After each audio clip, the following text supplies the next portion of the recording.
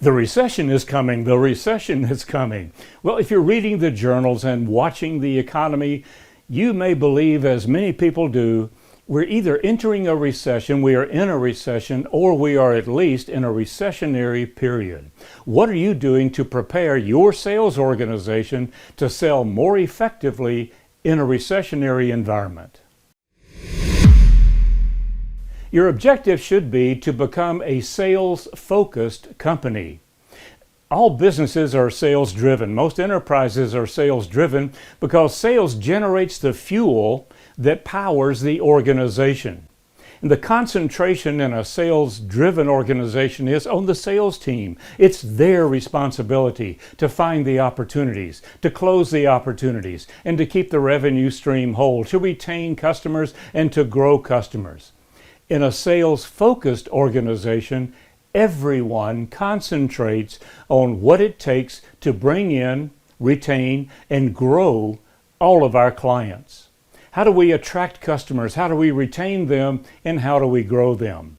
Everyone contributes in a sales-focused organization. You're probably not asking, will we need to change anything as the economy changes?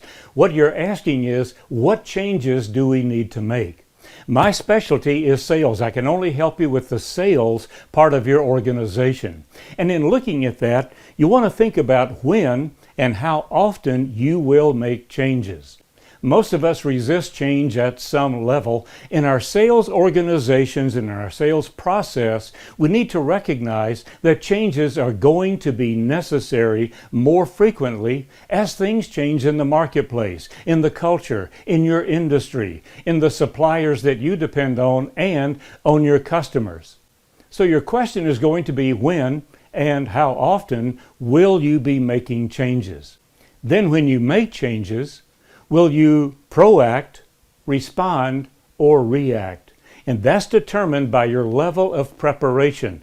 Now is the time to begin preparing your alternatives, your what-ifs, your ways of addressing your markets, your industries, your customers, and your competitors during a recessionary period. You'll also want to ask yourself, what will you focus on? Will you focus on your market? Or will you focus on your industry, your competitors? Or will you focus on your products and services and whether or not they need to be revised?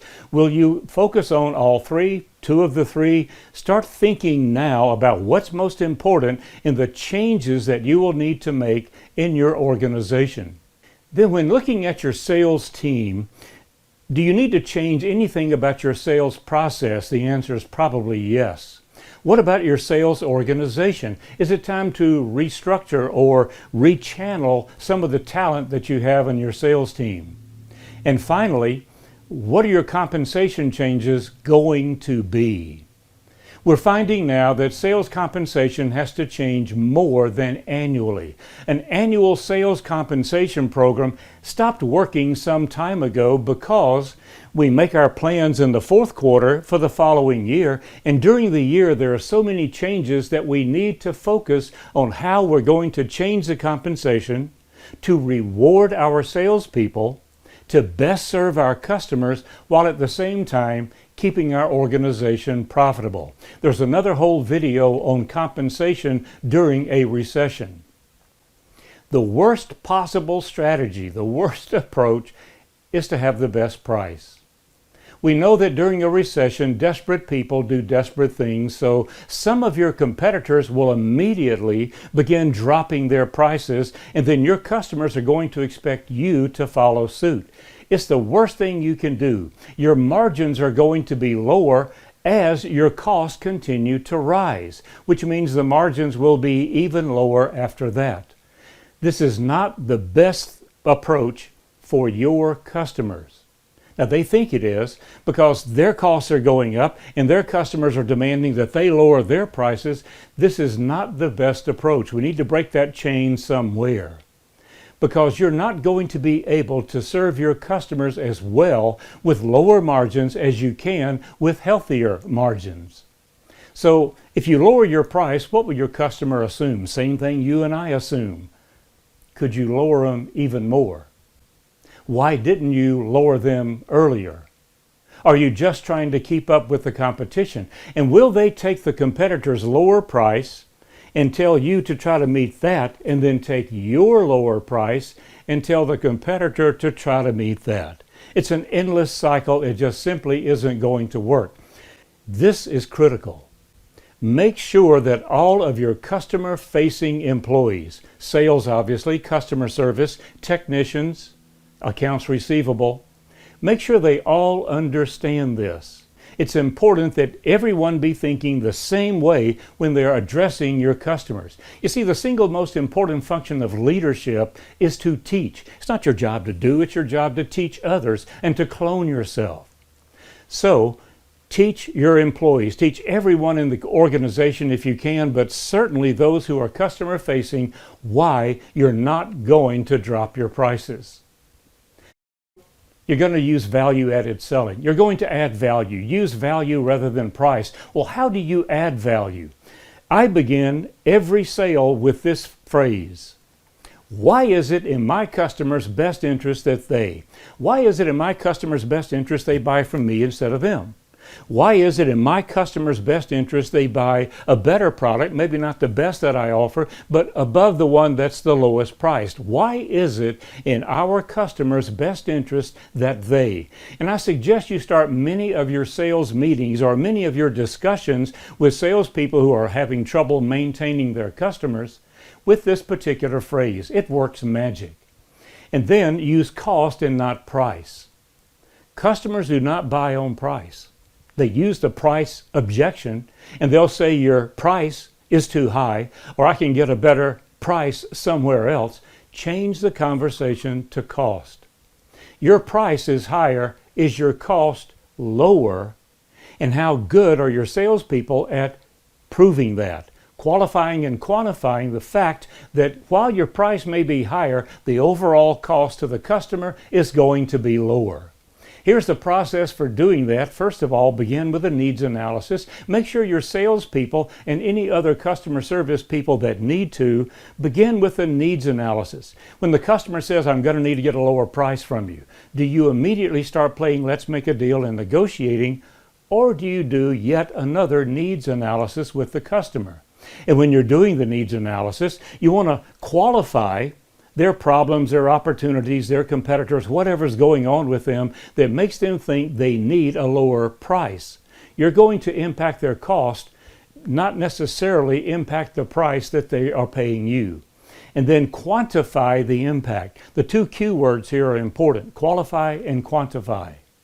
Then develop a cost justification. I highly recommend you work with us or someone to develop better cost justification methodologies and cost justification tools that your employees can use, your salespeople can use, maybe even your customers can use. When they see that the cost is lower even though the price is higher, why would they buy from someone else? Here's some considerations for you, along with some links down in the description for some factors that will be impacting the way you sell during a recession. The first one is sales enablement. If you're new to sales enablement, it's only been around 2 or 3 years prominently, this website will help you restructure or decide how to revamp your sales organization. Who does what? When do they do it? How do we find the low-hanging fruit? And then how do we address the opportunities? X-selling is a term that I have coined because buyers now sell themselves, just like you and I do when we go to Amazon. Professional buyers, even in a B2B world, are accustomed to selling themselves. They do most of the work themselves and sometimes don't even involve the vendor in giving them an opportunity to make the sale.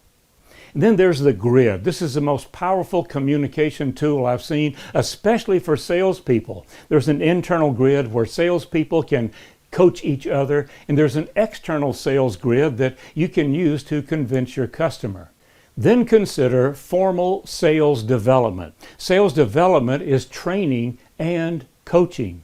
So you want to have your salespeople renew their sales skills, review the training they've had before, or if they haven't had any training in a while, go through some e-learning. They can do that in their spare time. It's easier to do that now than ever before. It's time for formal sales development. Sales development is training and consulting. My course is available. Again, there's a link down below. And your first question is going to be, what does it cost? And my answer is going to be nothing. If your salespeople are able to close one additional sale, what did the training cost you? Probably the best investment you've made in a while. If your revenue increases by 1% or your margins are able to increase by 0.25%, what would that be worth to you? You want to think in terms of what's coming next. And remember, you'll make more profit from my training than I will. Teach others.